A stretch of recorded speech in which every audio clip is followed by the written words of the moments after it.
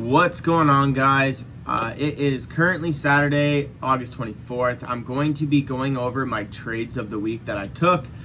I'm gonna be doing this every Sunday, but today I'm just gonna do it on Saturday today, and then from there I'll basically start every Sunday from there. So tomorrow there won't be a video, but after that, every Sunday I'll have a review of my trades of the week, and then I'll also have a charting session where I think the weekly candle is going to expand to, and kind of we're going to be bullish, bearish for the week, kind of just my thoughts. But anyways, I'm just going to jump straight into the video here. So this week I only took 3 trades. So I'm going to go over the first trade here that we have journaled. So this was on August 15th, and this was a loss. This trade was an AM session. This was a loss. So looking over on the 4-hour time frame, I was expecting this 4-hour fair value gap here to hold. So you guys can see there's a 4-hour fair value gap right there. So I wanted to see that hold. We were high in premium, which was also like an indication to me that we are going to be looking more so for shorts. But so what I wrote here was I was expecting the price to hold this 4-hour fair value gap. It looked like a higher probability for short positions. That's because we were in the premium. Clearly, we were wanting to push higher, and it looked like the next draw on liquidity was the 4-hour highs. We were most likely in a higher time frame market maker buy models, as you can see. So pretty much the weekly objective also was that weekly fair value gap above. So you do got to keep that in mind, that we were probably, and that is where we traded to, was that weekly fair value gap. So that's why we wanted to keep going higher. So I dropped down on the 15-minute time frame here. Since we were pushed so high in premium, and in a higher time frame fair value gap, I believe we had some room for a retracement to then look for official long position. So I was looking more so for a retracement. So this trade is against the trend. That is also one of the reasons why it was a bit hesitant to take a trade on there.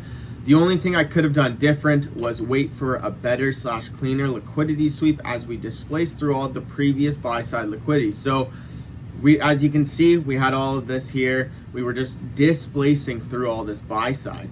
And obviously, if you're displacing through buy side, it's an indication that we want to continue higher. We're not wanting to go lower, as it's not sweeping, it's displacing. Big difference in there. So there's a mistake that I made on my half. So this was my entry after the turtle soup that we had right here. So we turtle souped this high here.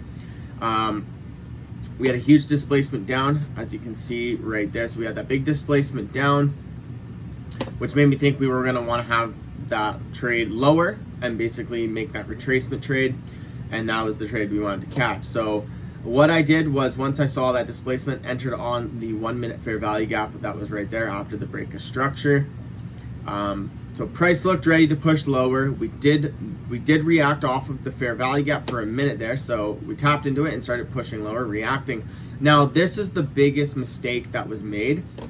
So there was a 5-minute fair value gap literally right below the 1 minute. So it tapped into the 1 minute, reacted off of that, pushed into the 5-minute fair value gap, and that's what respected, was the 5 minute, and decided to push the market higher. So understanding that I did follow what I wanted for the day was a good thing and was good, but the only issue is I should have had that 5-minute fair value gap in my mind, saying that we have a high potential of respecting that, which is what happened. So furthermore, going on, what I can do is to make these type of trades better is, if I see a 5-minute fair value gap, I can still trade against it, but I can trade to it.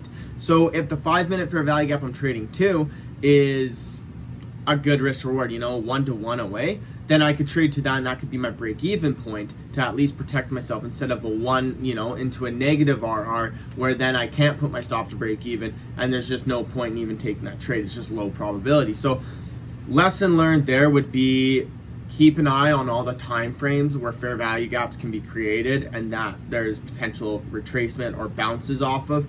And that was it's a good lesson to learn there. I did implement that into my next days of trading. So jumping into the next trade, which was a PM session trade, and this was a win. So starting on the weekly time frame, on the weekly we had that unfilled fair value gap above right here. I wanted to see price draw towards it, which is giving me a bit more of a bullish bias. Kept that bias all week until we hit that weekly fair value gap. Dropping down to the 4-hour time frame, we were sitting in a bullish 4-hour fair value gap, which I was anticipating us respecting to continue to that weekly fair value gap.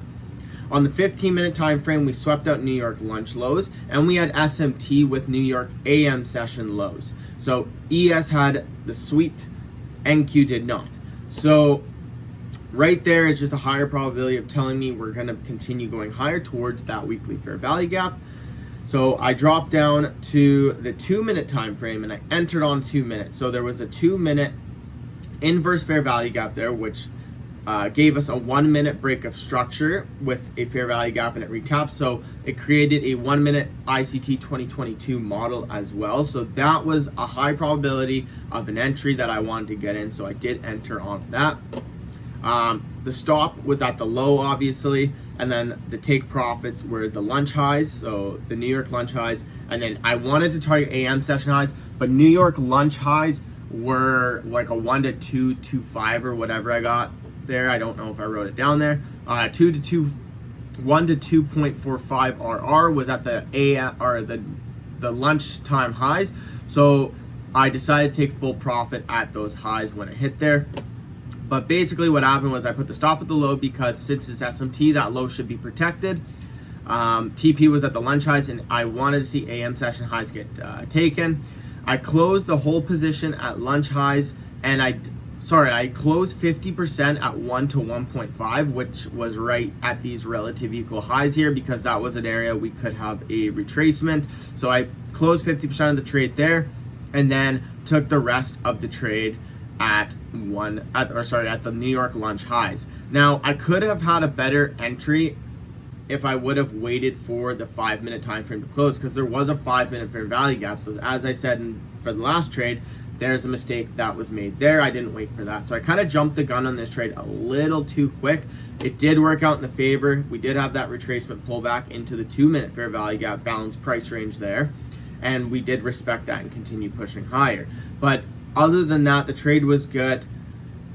Good risk. I followed the rules.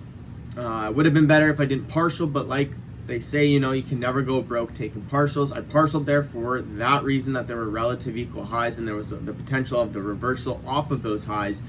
And overall, I am happy with the trade, other than I should have waited a little bit longer for that 5-minute to show us that we were not going to respect it. Now, jumping into the last trade, this trade was a loss, but it was also a win. So it was kind of 50-50. Going over, we tapped into the weekly fair value gap there, swept out these daily highs, which was telling me that we do have potential of a reversal here, because those are two main areas that I wanted to see price react off of. Tap in, react, go to an external range liquidity, and then continue with the upwards move, as I do think we're going to keep going up. But we swept out the daily liquidity, broke and closed this daily fair value gap. So that's showing me that price will want to go lower. Now it's a daily inverse fair value gap.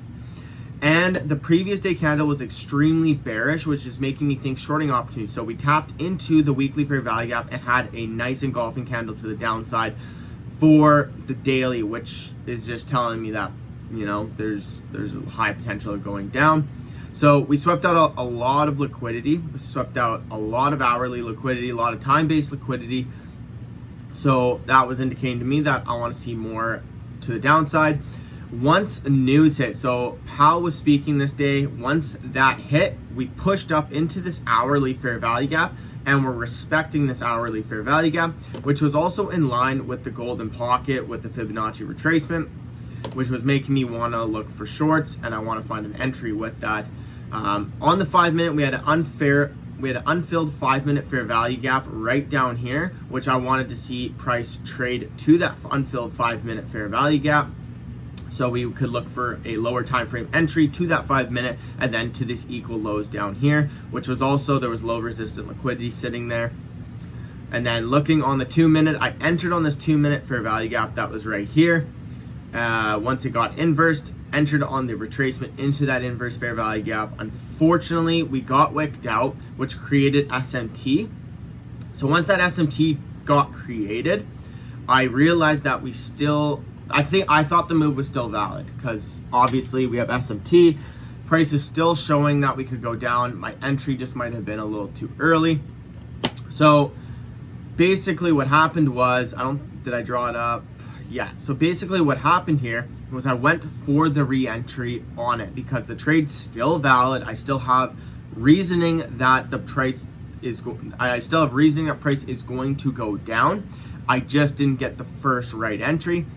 And so what happened was there was a 3-minute fair value gap right there that I wanted to see get broken, create an inverse, come back up, tap it, and then price take profit.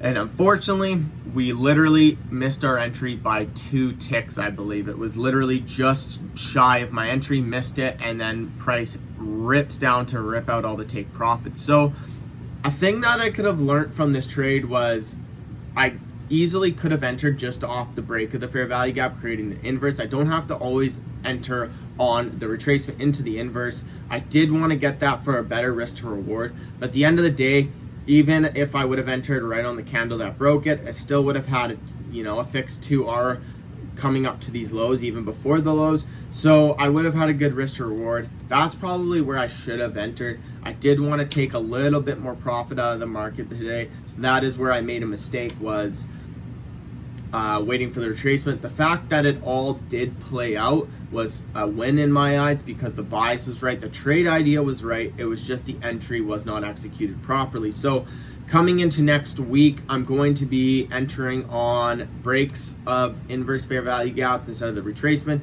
depending on the stop loss and risk to reward. If the stop is way too big, then obviously I'll enter on the retracement. But if it's like a smaller loss and we're able to take it and be comfortable with a stop loss with just the break of the candle, I'll just get in on that. So those are some lessons I learned this week, is just for better entry models and keeping an eye on the higher time frames to make sure that you're not going to have areas that you're going to bounce off right away when it comes to entering in the trade. Because if you just stick fixed to the lower time frames, you are going to get caught up and you're going to miss out on a lot of things that are sitting there in plain sight. You just did not observe it enough because you just wanted to jump into the trade right there. So those are a few lessons I learned this week, and I'm very happy with how the week went. So other than that, those are the 3 trades I took. Coming into next week, I got some more strategy and more planning I'm going to be doing. And just from there, like I always say, it's just one long learning experience. Review your trades, journal your trades, learn from your trades, and continue going forward from there. Anyways, guys, this is just going to be a wrap-up of the video. So if you like these videos and you want to see these will be coming out every Sunday. So stay tuned for those. Hit the like button, hit the subscribe button for further content. And if you guys want to see anything, like any ideas you want to see for the road to profitability, put it in the comment section below. I'll be reading all the comments and I will deliver whatever you guys want to see. As well, I do have a free trading Discord. No, I'm not teaching anybody to trade. What I have is just I'm building a community of traders who are wanting to learn, and just we all learn together, can learn from each other's experiences, others' failures, etc., etc. So if you guys want to join, that link will be in the description. It's 100% free. Come join. I will be doing live calls weekly with the Discord, so we can always chat and brainstorm ideas and just like learn together pretty much. So if you guys want to join that, link is in the description. Other than that, I'll see you guys in the next video.